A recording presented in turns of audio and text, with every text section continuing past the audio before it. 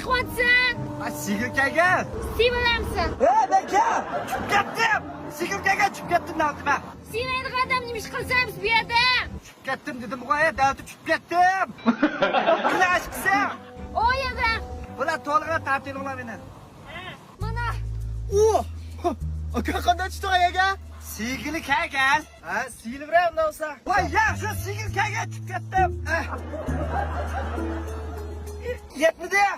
Baksana beni. Kimday bab yo'qmi? Bor. Tashlag'ina. Mana. Yana-chi? Ya bir shu tutib barmarsam bilan yig'ib ketmamdim. Ujon. Sen pidabama. Menda yo'q. Ag'amchim bosib ketgan mana. Qanchalik uzunlikda? Men nima bilaman? Mitra bakay. Şu mitrlik sho'yni bos bulduk. Sen nima tushsa bu yerga? Mudrab baxtsam qanchalik sho'yni topdig'imni qayda bilma. Qanday chiqsam deb. Bir chiqamasa ben ish qilib odamni. Uzun! Babalda ba'da bir ish qilib boshqadan anglaydigan. Aka biz hozir yomon peyzamalni bir tibkil emas. Qo'rqmasa ham bilib yashkisi bor. Aqlli qo'shkisi. Kuchingning qalasini qatishchi. O'sha beksabda qo'nchilik chiqdim, shu ichiklam. Abaksam ishchamsan. Ichima? Aka, shikdan tijon topdik. To'ttal. Sepi yo'q-ku. Wow. Wow! To'xta aka, men yana bir amal topdim. Vara. Aka, biz bu yerda o'rak ko'lab, chiqqan topni men o'rakka tindursak, top o'lganda yarmi chiqib olsangli bo'ldi. Qachon qo'lab bo'lsa uni?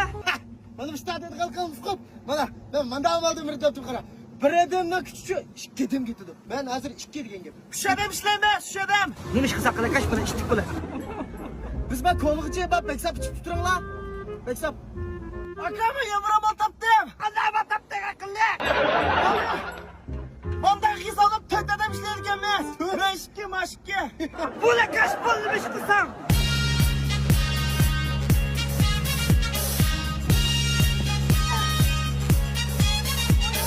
Bo'ldimi? Qo'lab kerak tutsinlik-ku. Aka, bo'lmasa siz mushlar teshani bir tepib top tashlagan mega. Ağam sapay, ağam çak.